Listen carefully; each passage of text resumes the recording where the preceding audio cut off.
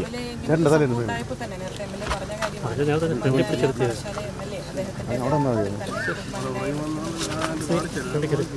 അടിസ്ഥാനത്തിൽ അദ്ദേഹം കത്ത് കൊടുത്തതിന് ശേഷം മുഖ്യമന്ത്രിയുടെ നിർദ്ദേശപ്രകാരം രാവിലെ തന്നെ ജില്ലാ കളക്ടറോട് അതിന്റെ റിപ്പോർട്ട് ആവശ്യപ്പെട്ടിരുന്നു.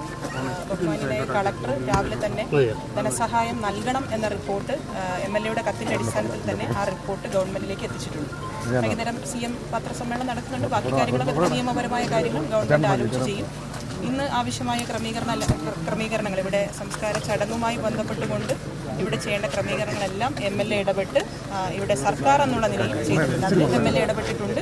ഇന്നത്തെ എല്ലാ ചെലവുകളും MLA ഇടപെട്ട് തന്നെ സർക്കാരിനെ കൊണ്ട് അതാവശ്യമായ ക്രമീകരണങ്ങൾ ചെയ്തിട്ടുണ്ട്. ഇപ്പോൾ ഈ അപകടത്തെ സംബന്ധിച്ച് വലിയ വിവാദമുണ്ട്. ഇത്തരം അപകടങ്ങൾ ആവർത്തിക്കാതിരിക്കാൻ എന്ത് തരത്തിലുള്ള നടപടിയാണ്, പ്രത്യേകിച്ച് ഈ റെയിൽവേയുമായി കൂടി ആലോചിച്ച് എന്ത് നടപടിയാണ് ഭാവിയിൽ നഗരസഭ ചെയ്യും? തുടർന്നുള്ള ദിവസങ്ങളിൽ ആവശ്യമായ എല്ലാ ക്രമീകരണങ്ങളും ചെയ്യുന്നുണ്ട്. ഇന്ന് തദ്ദേശ വകുപ്പ് മന്ത്രി പത്രസമ്മേളനം വിളിച്ചിട്ടുണ്ട്. വൈകുന്നേരം 3:30 അദ്ദേഹത്തിന്റെ പത്രസമ്മേളനം ഉണ്ടെന്നാണ് ഞാൻ മനസ്സിലാക്കുന്നത്. അതിനകത്ത് തദ്ദേശ വകുപ്പ് എന്നുള്ള നിലയിൽ ചെയ്യാൻ പോകുന്ന കാര്യങ്ങൾ, നഗരസഭ ചെയ്യാൻ പോകുന്ന കാര്യങ്ങളുമൊക്കെ അതിനകത്ത് വിശദീകരിക്കുന്ന സാഹചര്യം ഉണ്ടാവും. ഇന്നലെ പറഞ്ഞതുപോലെ ഇനി തുടർ നടപടികൾ റെയിൽവേയുമായി ബന്ധപ്പെട്ടുകൊണ്ടുള്ള കാര്യങ്ങളെല്ലാം നഗരസഭ കൗൺസിൽ എന്നുള്ള നിലയിൽ തന്നെ ആലോചിച്ച് ആവശ്യമായ ക്രമീകരണങ്ങൾ ചെയ്യുന്നതായിരിക്കും.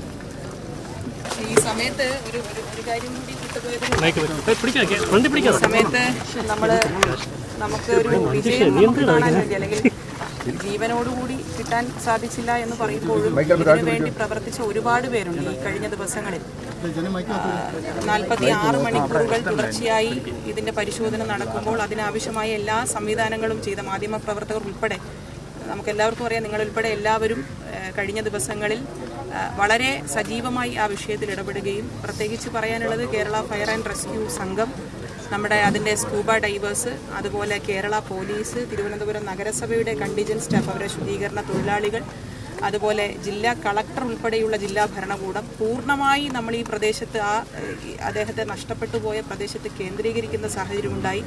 ഈ മണ്ഡലത്തിൻ്റെ MLA എന്നുള്ള നിലയിൽ സഖാവ് CK ഹരീന്ദ്രൻ സാഹുവും, അതുപോലെ തന്നെ നമ്മുടെ ജില്ലയിലെ മന്ത്രി എന്നുള്ള നിലയിൽ സഖാവ് Shri V Sivankutty, GR Anil minister, അതുപോലെ ബഹുമാന്യനായ മുഖ്യമന്ത്രി തന്നെ നേരിട്ട് പലതവണ ഈ വിഷയവുമായി ബന്ധപ്പെട്ട മിനിസ്റ്റർ ഇന്നലെ സൂചിപ്പിച്ചതാണ്. നേരിട്ട് അദ്ദേഹവും അദ്ദേഹത്തിൻ്റെ ഓഫീസും നിരന്തരമായി ഈ വിഷയം അടിയന്തരമായി ചെയ്യേണ്ട കാര്യങ്ങളെ സംബന്ധിച്ചിടത്തോളം ചോദിച്ചിരുന്നു. അതുപോലെ തന്നെ എല്ലാ വകുപ്പ് മന്ത്രിമാരും, സംസ്ഥാനത്തെ എല്ലാ മന്ത്രിമാരും ഈ വിഷയവുമായി ബന്ധപ്പെട്ട് നമ്മളെ ഓരോ ആളുകളെയും വിളിക്കുന്ന ഒരു സാഹചര്യമുണ്ടായി. അങ്ങനെ എല്ലാവരും ചേർന്നുകൊണ്ടുള്ളൊരു പ്രവർത്തനമാണ്, ഒരു തിരച്ചിൽ പ്രവർത്തനമാണ്, രക്ഷാപ്രവർത്തനമാണ് കഴിഞ്ഞ ദിവസങ്ങളിൽ നടന്നുകൊണ്ടിരുന്നത്. എല്ലാവരും ഇതിൻ്റെ ഭാഗമായ എല്ലാവരെയും ഈ സമയത്ത് നന്ദിയോടുകൂടി ഓർക്കുകയാണ്.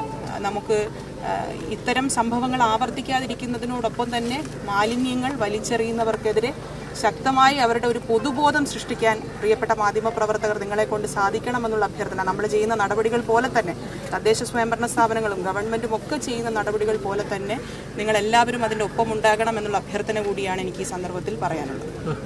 യാതൊരു സുരക്ഷാ സംവിധാനങ്ങളും ഇല്ലാതെ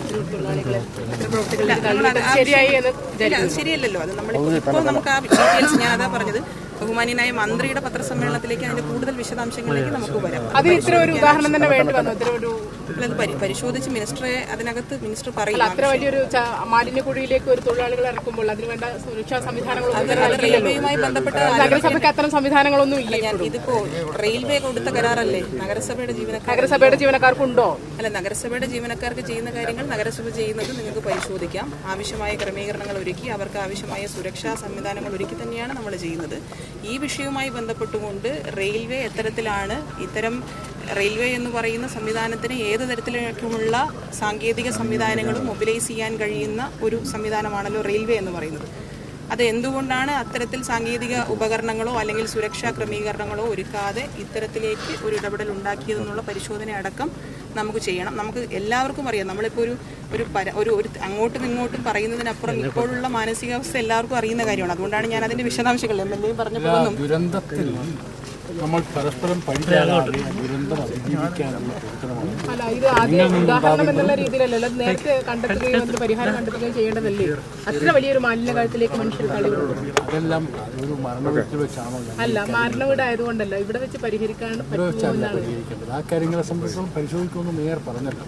തദ്ദേശ വകുപ്പ് മന്ത്രി ഇതിനു വേണ്ടി തന്നെയല്ലേ വാർത്താ സമ്മേളനം വിളിച്ചിരിക്കുന്നത്. നമുക്ക് അതിന്റെ ഡീറ്റെയിൽസിലേക്ക് പോകാം. അതിനുശേഷം വേണ്ട കാര്യങ്ങളൊക്കെ ചെയ്യാം കേട്ടോ.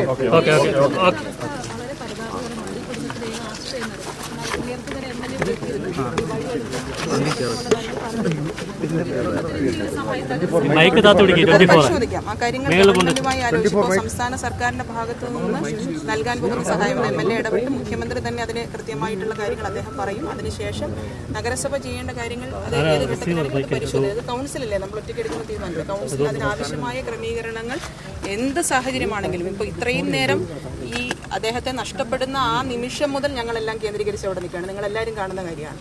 ഞാനും ഡെപ്യൂട്ടി മേയറും നഗരസഭയുടെ മുഴുവൻ സംവിധാനങ്ങളും ഈ നിമിഷം വരെ വളരെ അലർട്ടായി അവിടെ ആവശ്യമായ എല്ലാ കാര്യങ്ങളും മറ്റ് സംവിധാനങ്ങളോടൊപ്പം തന്നെ മറ്റ് സർക്കാർ സംവിധാനങ്ങളോടൊപ്പം തന്നെ പൂർണ്ണമായി നഗരസഭയ്ക്ക് അവിടെ കേന്ദ്രീകരിച്ച് നിൽക്കാൻ കഴിഞ്ഞു. ഇനി തുടർന്നുള്ള കാര്യങ്ങളും നഗരസഭ ആവശ്യമായ ഘട്ടങ്ങളിൽ പരിശോധിച്ച് ചെയ്യും.